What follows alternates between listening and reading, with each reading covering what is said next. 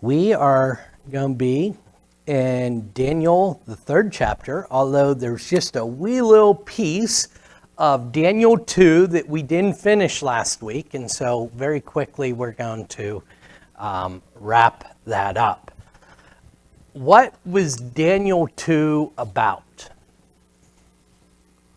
What consumed the imagery of Daniel 2? The centerpiece. Dreams, Shirley says. Absolutely. What were these dreams or this dream about? Well, I've just primed this concept over and over.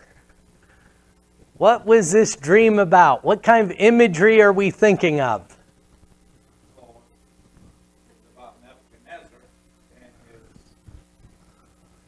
his helmet and his chest plate and his clay feet of iron. Okay. What was that picture you're painting, Bob? What was that? An idol. An idol. An idol. Yeah, thank you, Jeff. Which Bob's describing it for us. Jeff gets to it. It was an idol, or as most translations use, image. Right? It was an image. And so we talked about that image and the significance of that image. That, as Bob pointed out, Nebuchadnezzar was the head, right? And Daniel ends, and notice in verse 45 what Daniel says to Nebuchadnezzar. I'm going to come to the last sentence in verse 45 of Daniel chapter 2. A great God has made known to the king what shall be after this. The dream is certain, and the interpretation is sure. God has made known to you, Nebuchadnezzar, what is going to happen when? After this. And this image was the representation of that. Now, what is chapter 3 about? What is the central piece of the imagery?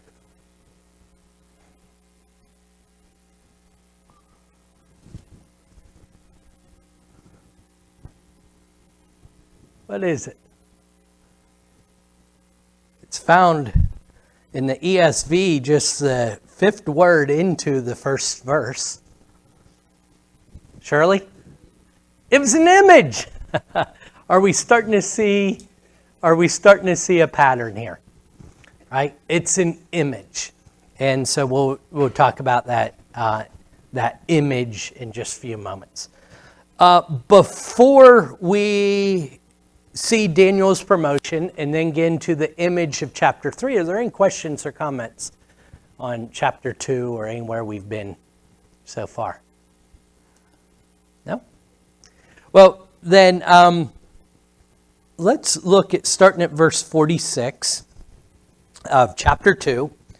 Then King Nebuchadnezzar fell upon his face and paid homage to Daniel and commanded that an offering and incense be offered up to him. The king answered and said to Daniel, truly your God is God of gods and Lord of kings and a revealer of mysteries, for you have been able to reveal this mystery. Then the king gave Daniel high honors and many great gifts and made him ruler over the whole province of Babylon and chief prefect over all the wise men of Babylon. Daniel made a request to the king, and he appointed Shadrach, Meshach, and Abednego over the affairs of the province of Babylon. But Daniel remained at the king's court. And so, remember, several times Nebuchadnezzar's wise men said, no one can do this, O king. Daniel came before him, said, no man can do what you're asking to be done. But Daniel says there is a God, and he reveals it.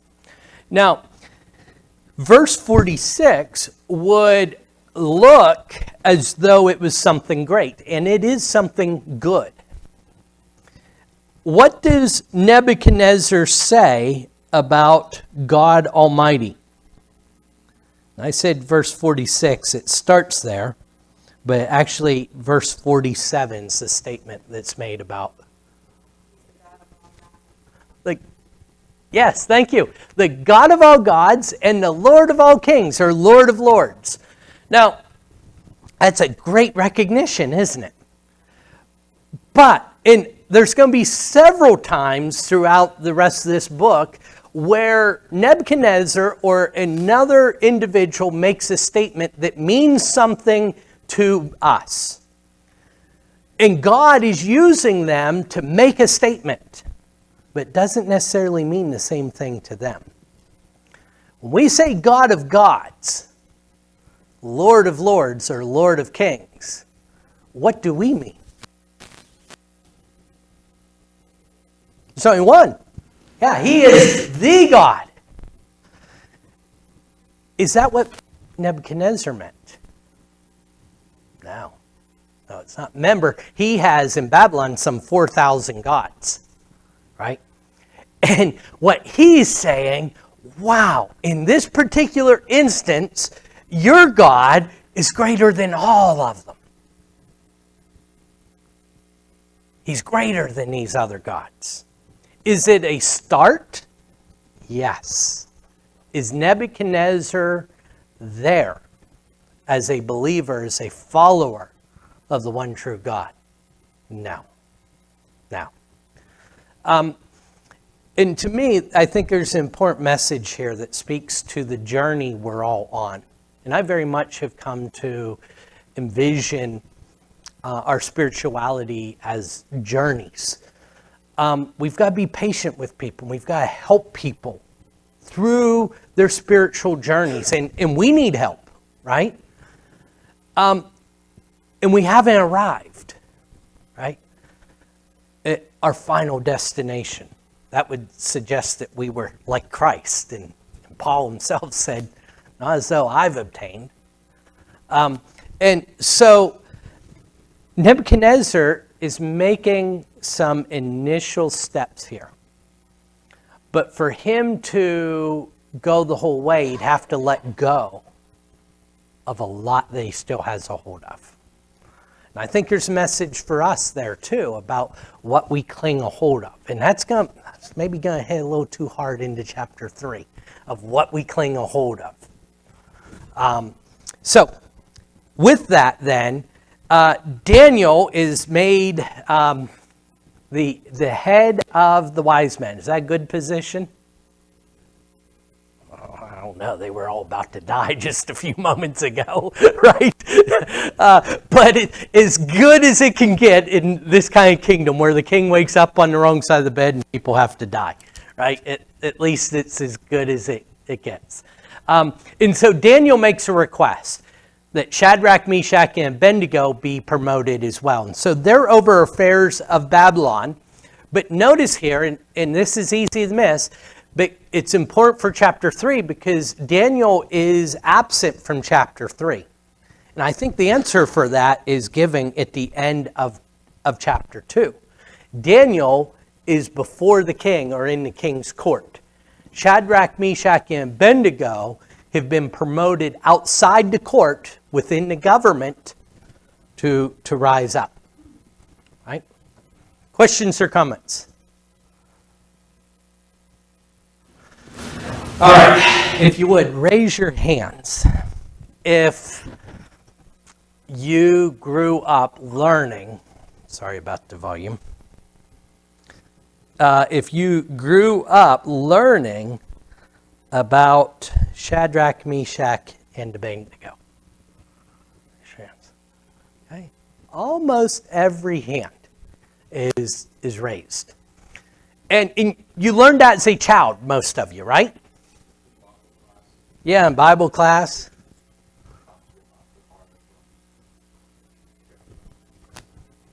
Yeah, very early age, right? Yeah. Now, I don't think anyone in here will. How many of you learned about Shadrach, Meshach, and Abednego from Talking Vegetables? Yeah, I didn't think. But if we went downstairs, there'd be some. Oh, there's one. Good. Yes. That That wasn't my first exposure. Yeah, but for yours, but that, I mean, once I had kids, I mean, these talking vegetables did a lot for us with Shadrach, Meshach. Yeah, VeggieTales. Yeah. So here is a cautionary note that I wanted to make. Not so much about VeggieTales, but more about the broader concept of a kid's story. Is this a kid's story? No, not even close.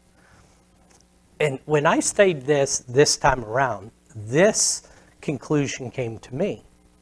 Because I typically study this through the eyes of a kid's story, I've missed huge points of significance. In fact, this is quite an offensive chapter. It's a difficult chapter. I heard a scholar one time say that when you read words of Jesus, if you're not offended, you're reading them wrong.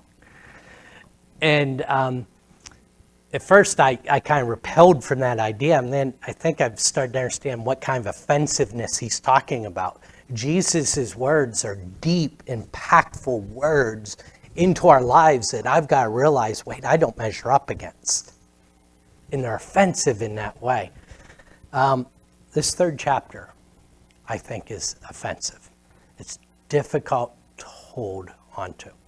So it's kind of a cautionary note, something to be aware of, and maybe even alluding to, if it's not at least a little bit offensive, maybe we're reading it wrong. So think about that as we go forward. Questions or comments before we read the first 7 verses? Would someone read that for me? Through 7, please. Image of gold, whose height was 80 cubits, and the breadth therein 6 cubits. He set it up in the palm of Dura in the province of Babylonia. Then Nebuchadnezzar the king set together the princes, the governors, the captains, the judges, the treasurer, the counselors, the sheriffs, and all the rulers of the province to come to the dedication of the image which Nebuchadnezzar the king had set up. Then the princes, the governors, the captains, and the judges, the treasurers, the counselors, the sheriff, and all the rulers of the province were gathered together unto the dedication of the image that Nebuchadnezzar the king had set up. And they stood before the image that Nebuchadnezzar had set up. When the herald cried aloud, to you it is commanded, O people, nations, and language, that at the time you hear the sound of the cornet, the flute, the harp, sackbut, pastry, dhamar, and all kinds of music, you fall down and worship the golden image that Nebuchadnezzar the king has set up. And whoso falleth not down and worship shall the image hour be cast into the midst of a burning fiery furnace. Therefore at that time, when all the people heard the sound of the cornet, the flute, the harp, the sackbut, the pastry, and all kinds of music, all the people, the nations, and the language fell down and worshipped the golden image that Nebuchadnezzar the king had set up. Thank you, Bob. So there were 2 significant lists there, right? We're going to start with what's easy. What were those 2 big lists? The ones repeated twice.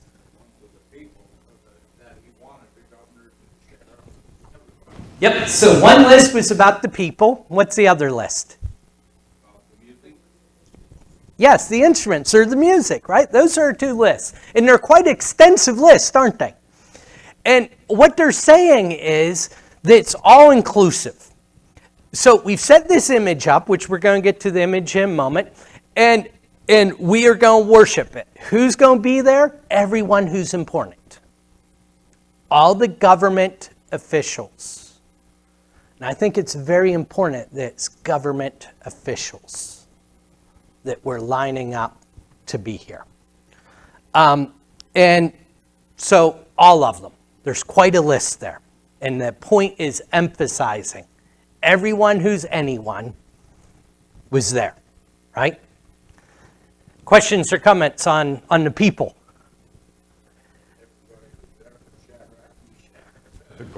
Yeah, and it's hard to, I think they were maybe even there, right? But they're not worshiping. Yeah, everyone's participating except these three. And so we'll dig a little deeper into that. So that's a great point, Bob. The other list is about the instruments. And basically what we're saying, or what Daniel's communicating, is this is a rock concert, right? I didn't hear where you guys are going, Dad. You said Pam and you and Ernie are going to a concert in Greensburg. Who are you going to see? About 10 different groups. 10 different groups. It wasn't just one. Turtles, the Box Tops, Fifth Dimension. I could go on and on. Okay, the Turtles. David, you a big Turtles fan? Never knew they existed.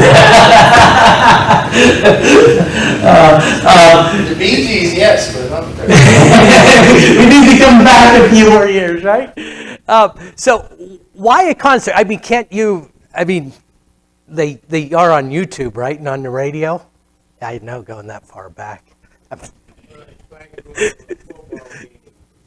You can see better at home, but it's nothing like getting there and being in the atmosphere and being revived. Ah, the atmosphere, right? The energy is authentic.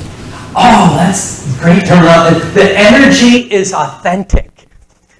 Yeah. That's great.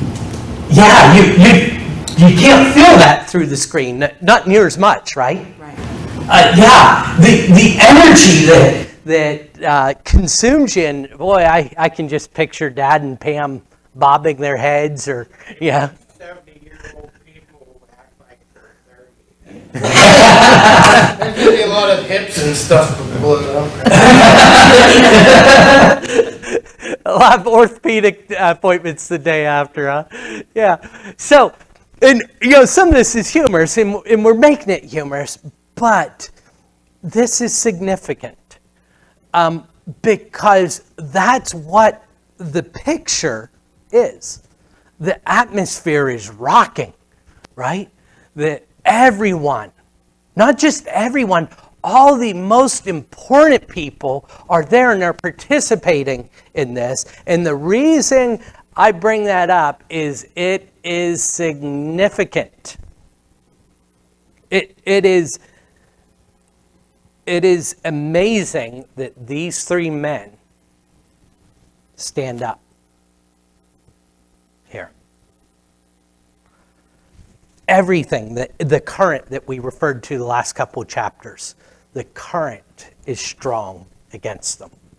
It's not just something big, this idol set up, and that sounds kind of foolish to us. Would we do anything like this today?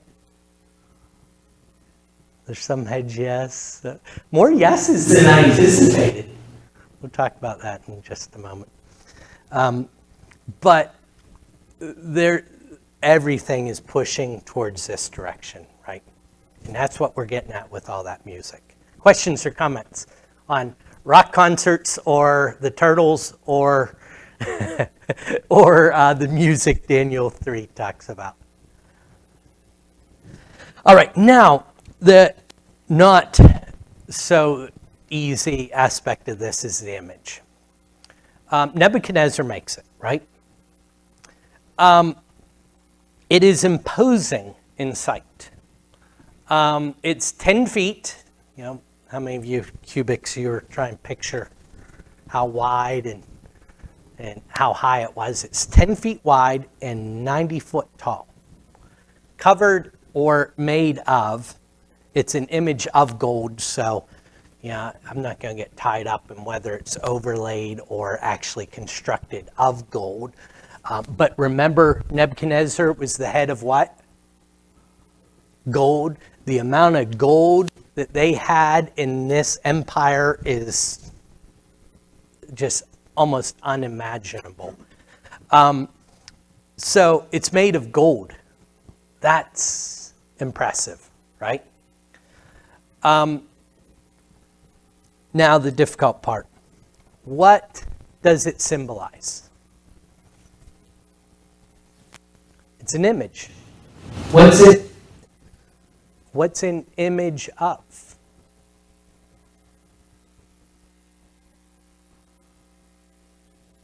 That's more difficult, isn't it? It doesn't appear to be the image of God, of a god, right? It's Nebuchadnezzar's image, but it's not an image of him. In fact, there's going to be 3 accusations made against Shadrach, Meshach, and Abednego. Nebuchadnezzar, they don't obey you. They don't worship your gods. Notice the distinction. And they don't worship your image. Distinction between all 3. I believe it's a national representation of their empire. It's what all the context suggests. Now, does it sound really ridiculous to us that we'd have a statue that represented our nation? Wait, we have one, don't we? It's bigger than this, isn't it? Yeah. This still goes on, right? Now, let me be clear, am I saying the Statue of Liberty is idolatry? No, but can it be? Absolutely. Absolutely.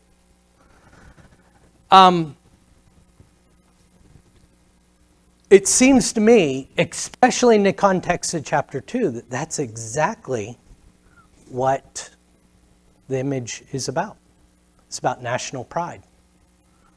It's about patriotism elevated above God. Right? Something we need to be aware of. Now, we're going to talk, Shadrach, Meshach, and Abednego protest, don't they? We're not going to get too deep into that today because we're going to run out of time. But next week, Lord willing, we're going to get into how they protested and what that looked like. But this national pride is something that has plagued mankind forever, right? It can be useful and it can be a plague. In fact, isn't it interesting? Where's this image at? Babylon. And is there another story similar to this earlier in Scripture? Maybe Genesis chapter 12? The Tower of what? Yeah, Babel. What were they doing? And it's hard to have all the context there. We're not given all the details. But God tells them to spread out and be fruitful. And they make a tower that rises into the heavens so they don't have to scatter. So they have, it seems like something they can come back to. This imagery runs clear through to the book of Revelation, doesn't it?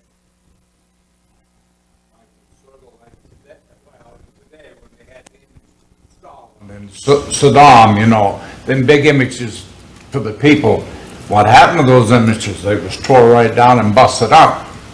Yeah. And they sort of wanted the people to worship them, instead of worshiping God. Yeah. Yeah, in fact, let's pull this up. You give me great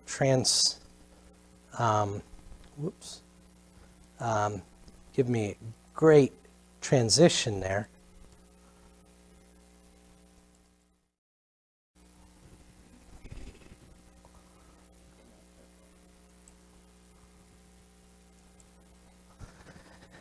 Bodor von Schurich probably pronounced that wrong, and I'll pronounce it wrong 2 or 3 different times or different ways before I'm out of here today. But he was the head of the Hitler Youth and promoted. And this is obviously before World War II starts, and an interview that he did with London Times. You can see my source for this is the Bible Project. This quote just really jumped out at me. And this is the statement he made in this interview, one of the closing statements of the interview. One cannot be a good German and at the same time deny God. But an arousal of faith in eternal German is at the same time an arousal of faith in the eternal God. If we act as true Germans, we act according to the laws of God. Whoever serves Adolf Hitler, the Fuhrer, serves Germany. And whoever serves Germany serves God. Wow, makes you shudder, doesn't it? Because you know where it went. And I know where it went. What is it but putting the image of a nation above God? Or at least equal. Yeah. Yeah. That's enough, isn't it? To be equal.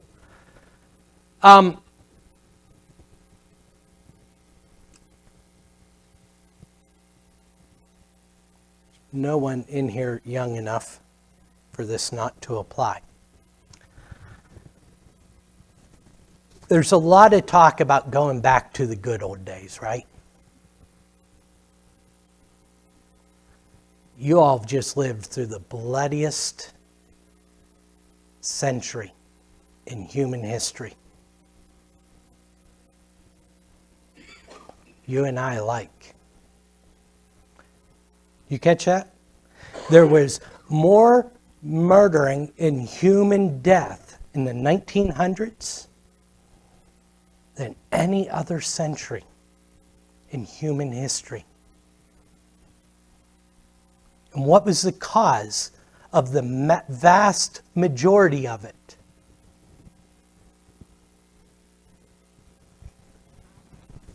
I've been quite. Hatred. Centered on what? People. People? Imagery. National ideology. Right?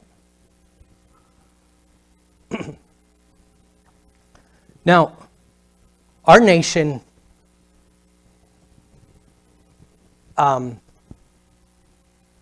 has the privilege to, it has great flaws, right? But has the privilege to have been on the side of this that was stopping this. But what happens the moment, whether it's in our individual lives or as a nation, that the nation is greater than God or equal to God, as Jeff brought up?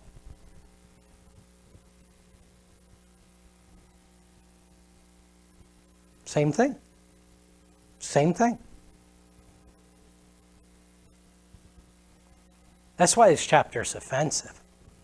That's why it's difficult. It's easy, Bob, to think about Saddam, the great statue, and we can envision that head tumbling off there. And here's where I'll really get myself in trouble. But what about the fact that we were over there tearing it down?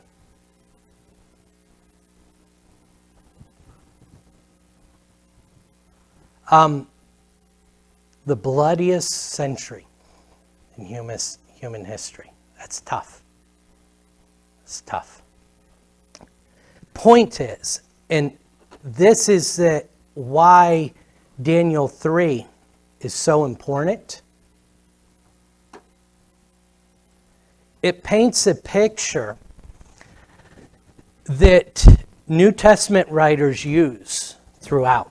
You look at Paul's writing, and Paul is numerous times saying, submit to the governments. Right? Don't fight. Judaism falls prey to this. Think about this, and we'll end with this thought before we next week go into the deeper aspects of the revolt that they participate in, not revolt, the protest. So, why did Jesus die? Drop all the, for a moment, all the after the fact looking back, and I mean from a physical standpoint. What killed Jesus? Hatred, absolutely. I heard something else other than hatred. Didn't like him? Go to his trial. Think about his trial. What killed Jesus? From not one, but two governments, right?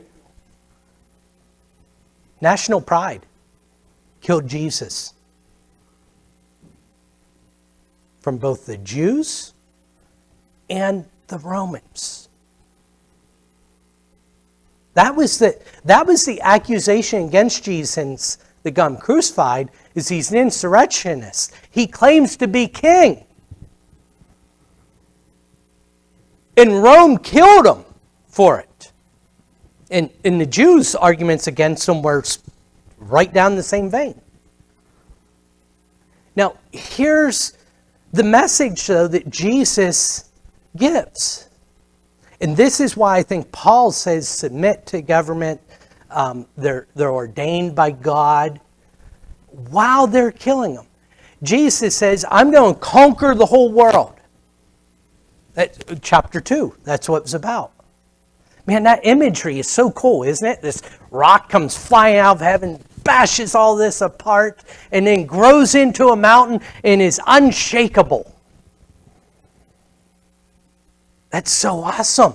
Sounds so powerful. But how does it happen in reality? Jesus doesn't come into Jerusalem with a sword and a white horse. He comes in. He does, metaphorically. He comes in and conquers by being conquered. Romans 8. In all this, we're being slain like sheep to slaughter. In all this, you are more than conquerors. You see, the reason that the empires live beyond any of these and any other empire that does or will exist is because they've not tried it, Jesus, and his kingdom, have not tried to conquer hatred with hatred.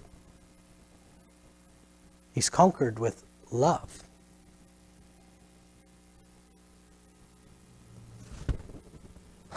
Puts a different light on Romans 12:12. Return no man evil for evil, but overcome with good. I didn't quite get that right, so I'm turning there. It's not verse 12, is it? It's 21. Do not be overcome by evil, but overcome evil with good. That's what Jesus did. A high, high standard. A difficult standard. And this is what Daniel is saying. God's people are going to be a different people. That's what the Hebrew writers telling that whole book in the New Testament of Hebrews is saying, don't go back to national physical pride.